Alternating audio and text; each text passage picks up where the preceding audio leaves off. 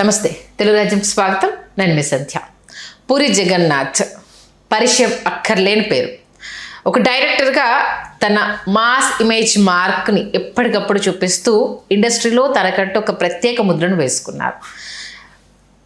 Ustaad Shankar flop తరువాత పూరి జగన్నాథ్ గారికి ఏమైంది, ఏంటి అసలు ఈ రొట్టకొట్టుడు స్టోరీలో నమ్ముకున్నారు ఏంటి అనే ఆపవాదును కూడా మూటగట్టుకున్నారు.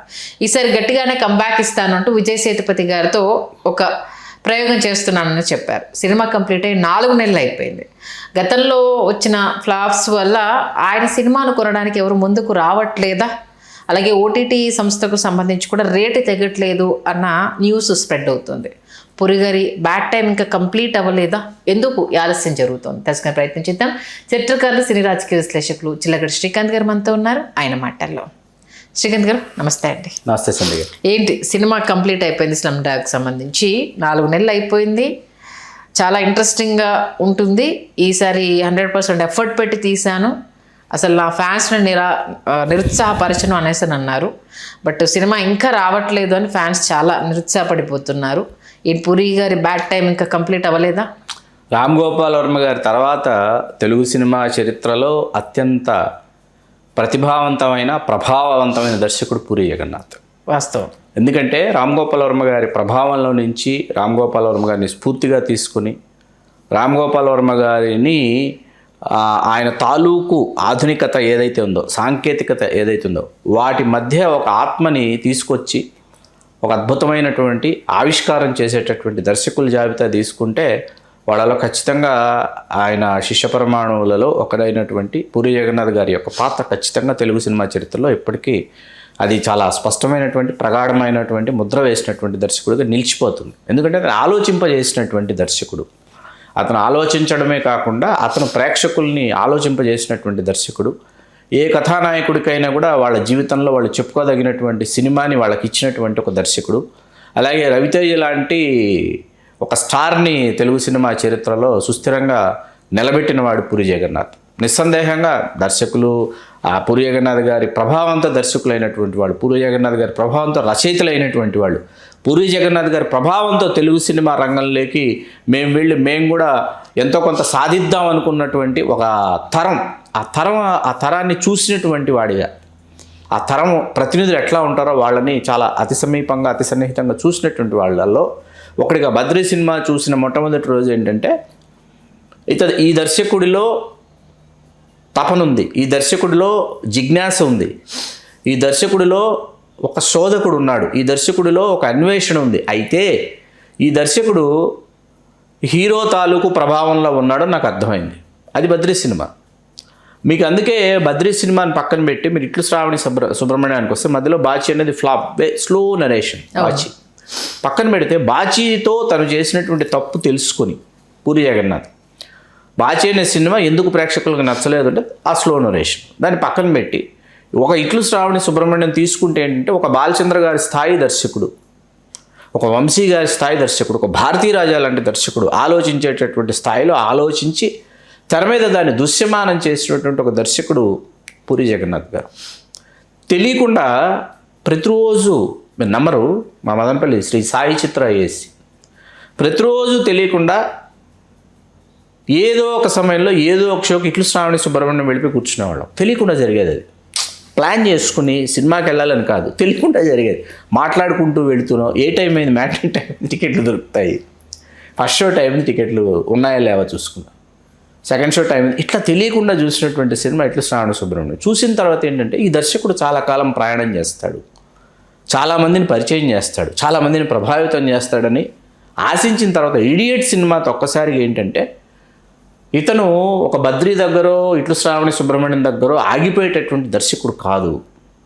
ఇతని శక్తి వేరే స్థాయిలో ఉంది. అప్పటికి కన్నడంలో తీసి నిరూపించుకున్న అప్పు అక్కడ సూపర్ హిట్ అయ్యి, ఇండస్ట్రీ హిట్ అయ్యి, అక్కడ బ్లాక్ బస్టర్ అయ్యి, అక్కడి నుంచి తెలుగుకు వచ్చిన తర్వాత కూడా ఎక్కడ దాని వాసి తగ్గకుండా, రాసి తగ్గకుండా, వన్నె తగ్గకుండా, బిలీవ్ ఆర్ నాట్, మీరు అప్పుడు హైదరాబాద్ వచ్చారో లేదో నాకు తెలియదు, 2002 సంవత్సరంలో మీరు నమ్మరు సందే గారు ఆర్టీసీ క్రాస్ రోడ్స్కి వెళితే అయితే ఇంద్ర సినిమా చూడాలి, లేకపోతే ఇడియట్ సినిమాకి వెళ్ళాలి. ఇడియట్ సినిమా చూసి బావాచిలో బిర్యానీ తిని ఇంద్రకి వెళ్ళేవాళ్ళు, ఇంద్ర చూసి బావాచిలో బిర్యానీ తిని ఇడియట్కి వచ్చేవాళ్ళు. ఇది ఒక నిత్యకృత్యం. మాకు ఆదివారం అయితే ఏంటంటే ఏ సినిమాకి వెళ్తున్నాం, ఇంద్రకి వెళ్తామా ఇడియట్కి వెళ్తాం. Indra must and should. Indra ఆదివారం ఏదో ఒక షో వెళ్ళి చూసి అయిపోయిన తర్వాత ఏంటంటే ఆప్షన్ ఒక బిర్యానీ తిని ఇరానీ ఛాయ్ తాగి ఇడియట్కి వెళ్ళి కూర్చునేవాళ్ళు. ఇది ఒక సోషల్ హ్యాబిట్ లాగా సినిమా చూడటం అనేది ఆ సినిమా పిచ్చి ఉన్న వాళ్ళకి ఒక సోషల్ హ్యాబిట్. సాంఘికాచారం అంటారే, సాంఘికాచారం అనే పదం సోషల్ హ్యాబిట్ అనే మాట ఎందుకు వాడానంటే, ఒక మెగాస్టార్ చిరంజీవి గారు ఆయన సినిమా కుటుంబ సభ్యులందరూ థియేటర్లకి తరలొచ్చి ఫ్యామిలీ మెంబర్స్ అందరూ అదేదో సెలబ్రేషన్ లాగా చిరంజీవి గారి సినిమా చూడటానికి తరలొచ్చారే, అలా చిరంజీవి గారి సినిమాకు వచ్చేటటువంటి ఈ ప్రేక్షకులు, కుటుంబాలు, అభిమానులు ఉన్నారు. అలా పూరి జగన్నాథ్ గారి సినిమాలకి అభిమానులు, సినిమా ప్రేక్షకులు, సినిమా ప్రియులు పోటెత్తినటువంటి ఒక సమయం అది ఇడియట్. ఆ సమయంలో ఏంటంటే ఇడియట్ తర్వాత అమ్మా నాన్న తమిళమ్మాయి. అసలు ఇతని శక్తిని కొలవడానికి దర్శకుడి యొక్క శక్తిని, ఇతను సంభాషణ రచయిత, స్క్రీన్ ప్లే రచయిత, దర్శకుడా, ఇతనిలో ఎంతమంది ఉన్నారు. అప్పటికి ఏంటంటే మన కమర్షియల్ డైరెక్టర్ అంటే కె రాఘవేంద్రరావు గారు, కోదండరామిరెడ్డి గారు, రవిరాజ పినిశెట్టి గారు, బి గోపాల్ గారు, వీళ్ళు ఏంటంటే these 4 commercial directors are not story writers, for your kind information. And also these 4 commercial directors are not dialogue writers. వీళ్ళకి ఏం కావాలో తెలుసు, సంభాషణల రచయితో, స్క్రీన్ ప్లే రచయితో రాసిన దానిని తెర మీదకి ఏ స్థాయిలో తీసుకురావాలో తెలిసినటువంటి దర్శకులు వీళ్ళు. పూరి జగన్నాథ్ గారు అది కాదు. ఒక దాసనారాయణరావు గారి లాగా కథ ఆయన రాసుకోగలడు, మాటలాయన రాసుకోగలడు, స్క్రీన్ ప్లే ఆయన రాసుకోగలడు, మధ్యలో అవసరమైతే పాత్రల్ని సృష్టించగలడు, పాత్రల్ని చంపేయగలడు, పాత్రల్ని మార్చగలడు, పాత్రధారుల్ని మార్చగలడు. అటువంటి ఒక దర్శకుడు పూరి జగన్నాథ్. మీకు చిరుత సినిమాకు సంబంధించి ఆ మధ్యలో మళ్ళీ చాలా సినిమాలు ఉన్నాయి మనకి. చిరుత సినిమాకు సంబంధించి ఎవరో పూరి జగన్నాథ్ గారిని ఒక ప్రశ్న వేశారు. అది తర్వాత ఎప్పుడో చూశాను నేను. చూసిన తర్వాత చిరుత సినిమా ముందు రోజు ప్రీమియర్, అసలు ప్రపంచ సినిమా చరిత్రలో ఏ సినిమా కథానాయకుడి రంగప్రవేశానికి ఆ తొలి పరిచయ చిత్ర సినిమా ప్రదర్శన ఉంటుందే, అది ప్రపంచ సినిమా చరిత్రలో రామ్ చరణ్ సినిమా చిరుతకు జరిగినట్టు ఎవరికీ జరగల. ఓకే. ప్రసాద్ మల్టీప్లెక్స్లో ఐమాక్స్ స్క్రీన్ కావచ్చు, తతిమ్మ 5 స్క్రీన్లు కావచ్చు. 2007లో పరిస్థితి ఏంటంటే రాత్రి 9:30కి షో, 6 స్క్రీన్లు, entire filmy celebrities with families, entire filmy celebrities. ఎవరు లేరు చెప్పడం కష్టం. వెంకట్రావు గారు, అంజనాదేవి గారు మొదలుకొని మొత్తం తెలుగు సినిమా పరిశ్రమ, తెలుగు సినిమా ప్రపంచం అంతా అక్కడే ఉంది. Cake cutting, models. Sai Kumar గారు అన్నారు. సాయి కుమార్ గారు నేను కలిసి ఒక దీంట్లో ఉన్నా, ఒక స్క్రీన్లో. నాకు తెలిసి, నేను మద్రాసు నుంచి వచ్చాను కదా శ్రీకాంత్, నాకు తెలిసి అంత క్రితం ఎవరికి ఇలా జరగలేదు, ఆ తర్వాత ఎవరికి ఇలా జరగదన్నారు. That credit goes to Puri Jagannadh also.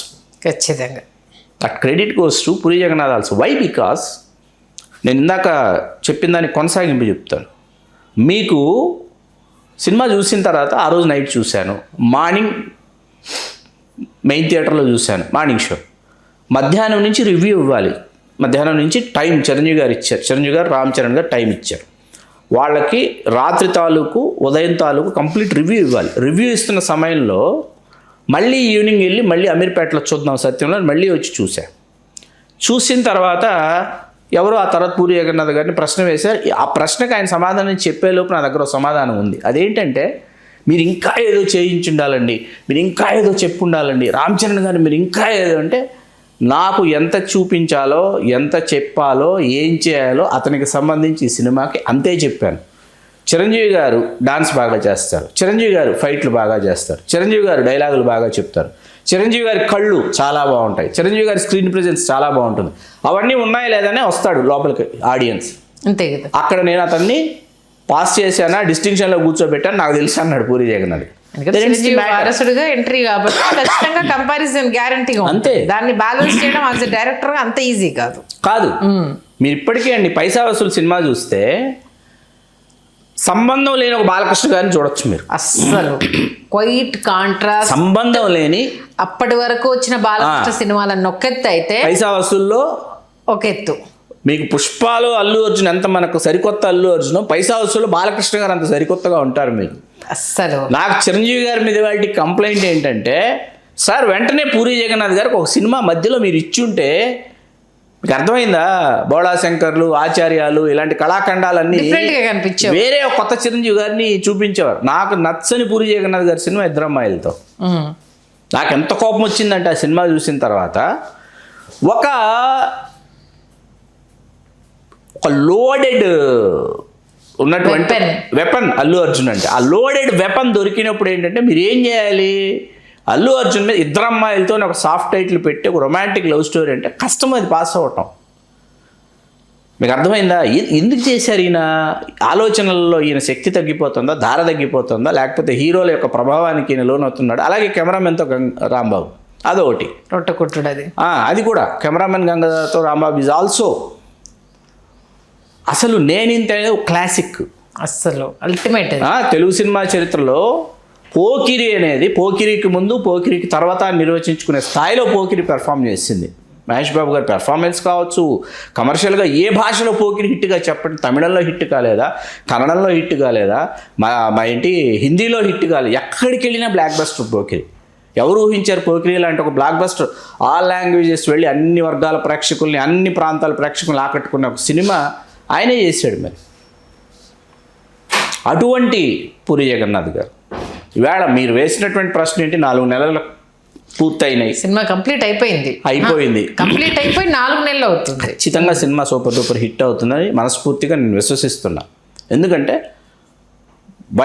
ఈ అండర్ డాగ్కి సంబంధించినటువంటి ఇది ఆ పెయిన్ ఏదైతే ఉంటుందో, అది ఆ పెయిన్ తాలూకు ఎసెన్స్ ఏదైతే ఉంటుందో దాంతోపాటు అర్థమైంది ఏంటంటే, ఖచ్చితంగా ఆర్గనైజ్డ్ క్రైమ్కి సంబంధించి ఒక సరికొత్త ఎలిమెంట్ను మనం స్క్రీన్ మీద చూడబోతున్నాం అన్న విషయం అర్థమైంది. ఇప్పుడు ఆర్గనైజ్డ్ క్రైము అంటే నేను మరీ ప్రకాష్ ఝా, మాధుర్ భండార్కర్ ఇలాంటి వాళ్ళ పేరు చెప్పను, మీరు చూసుంటారు కాబట్టి. నేను వాళ్ళ సినిమాలు అట్లాంటి వాళ్ళ సినిమాలు చూశాను కాబట్టి. ప్రకాష్ ఝా ఒకరు, మాధుర్ భండార్కర్ పేజ్ 3 ఇలాంటి సినిమాలు ఉంటాయి మీకు. పేజ్ 3 ఇలాంటి సినిమాలు కూర్చుని, calendar girls, page 3, traffic signal, ఒక దృశ్యకావ్యాలు అనమాట. అవన్నీ కూర్చొని చూస్తుంటే ఏమనిపిస్తుందంటే, ఇవి కదా మానవ జీవితాలు, ఇవి కదా జీవితంలోని పాత్రలు. వాటిని ఒక కమర్షియల్ క్యాన్వాస్లోకి తీసుకొస్తాడు మాధుర్ భండార్కర్. వీటిని, ఈ ఎలిమెంట్స్ని ఒక కమర్షియల్ క్యాన్వాస్లోకి తీసుకొచ్చేటప్పటికి మనల్ని వెంటాడుతుంటాయి. ఎంత వెంటాడుతాయంటే, ఇంటికి వెళ్ళినా కూడా మనం ట్రాఫిక్ సిగ్నల్ అనే సినిమా, ట్రాఫిక్ సిగ్నల్ దగ్గర ఎక్కడైనా ఆగితే, ఓ ఇవే కదా, ఈ పాత్రలు, ఈ పాత్రధారులే కదా ఆ సినిమాలు అతను తెర మీదకి తీసుకొచ్చింది. పేజ్ 3 కల్చర్లో ఉన్నటువంటి ఫ్యామిలీస్, క్యాలెండర్ గర్ల్స్, ఓకే, ఇవన్నీ తీసుకుని ఈ కైండ్ ఆఫ్ ఎసెన్స్ ఈ సినిమాలో ఉంది. ఎందుకని మరి డిస్ట్రిబ్యూటర్స్ అడుగు వేయడానికైనా, ప్రొడ్యూస్ చేయడానికైనా రావట్లేదు అని అంటే? రావట్లేదంటే ప్రీవియస్ సినిమా ఎంత పెర్ఫామ్ చేసింది, ఏం చేసింది, దాని తాలూకు ఈ లెక్కలు వేరు, ఆ లెక్క. విజయ్ సేతుపతి వచ్చేటప్పటికి మీకు డైనమిక్స్ మారిపోతాయి. ఇప్పుడు రాము పొటెన్షియాలిటీను విజయ్ సేతుపతి గారి పొటెన్షియాలిటీ ఒకటి కాదు. రాము మనం దాటేస్తే ఆంధ్రప్రదేశ్, దాటేసి తెలంగాణలో కూడా సరిగ్గా చూడని పరిస్థితి వేళ రామ్కి వచ్చేసింది. విజయ్ సేతుపతి గారిది అలా కాదు. ఆయన కొత్తగా పరిచయం చేసిన పని లేదు, కాకపోతే రావాలి. అక్కడెక్కడో తడబడ్డారు అనిపిస్తుంది. ఆ మార్కెటింగ్ స్ట్రాటజీలోనో టెక్నిక్లోనో ఎక్కడో తడబడ్డారు అనిపిస్తుంది. డెఫినెట్లీ అండి, సినిమా అయితే కనీ వినర్గన్ సూపర్ హిట్ అవుతుంది. అవ్వాలి కూడా సార్, అవ్వాలి మనస్ఫూర్తిగా, నిజంగా. ఎందుకంటే అలాంటి దమ్మున్న డైరెక్టరు వెనుకబడిపోతే ఆయన చూసి వచ్చిన వాళ్ళు చాలా మందికి నిరాశ కలిగే అవకాశం ఉంటుంది. కమింగ్ జనరేషన్ కూడా ఒక మాస్ హీరో డైరెక్టర్ ఈయన జనం పల్స్ పట్టుకోగలుగుతాడు. అతి తక్కువ టైంలో సినిమాలు తీయగలిగిన డైరెక్టర్. అవును, అది ఆరోగ్యకరమైన పని. మీకు కేఎస్ రామారావు గారి గురించి మీకు తెలుసు.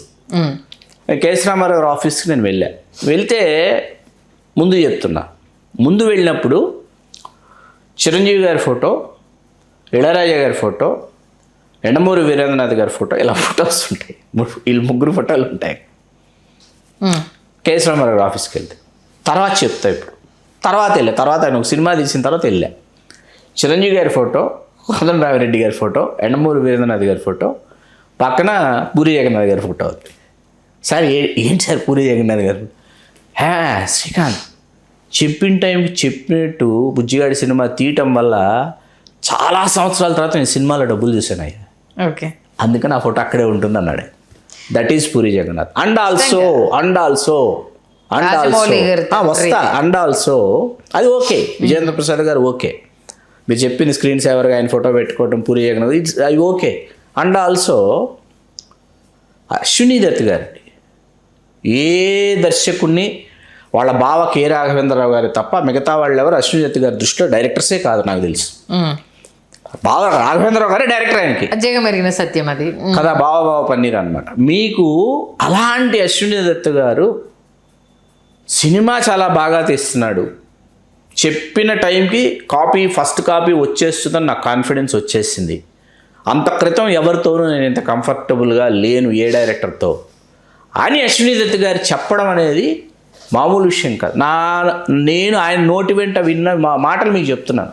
అశ్విని దత్ గారు లాంటి నిర్మాత పూరి జగన్నాథ్ గారి గురించి చిరుత పూర్తి చేసి టైం అంటే టైం, డేట్ అంటే డేట్, ఈ డేట్కి రిలీజ్ చేస్తున్నామంటే ఆ డేట్కి రిలీజ్ చేస్తున్నాం, ఈ డేట్కి ఫస్ట్ కాపీ ఇస్తున్నామంటే ఆ డేట్కి ఫస్ట్ కాపీ మీకు ఇస్తున్నాను అనేది అతను తనలో తాను ఎంత మదనపడి ఉంటాడు ఒక్కొక్క సన్నివేశం గురించి. మహేష్ బాబు గారికి అర్థం అవ్వలేదంట పోకిరి టైమింగ్లో, ఏంటి ప్రతి షాట్ ఓకే అంటున్నాడు, టేక్ వన్ ఓకే ఏంటి కట్ చెప్పడు, వన్ మోర్ అడగడు.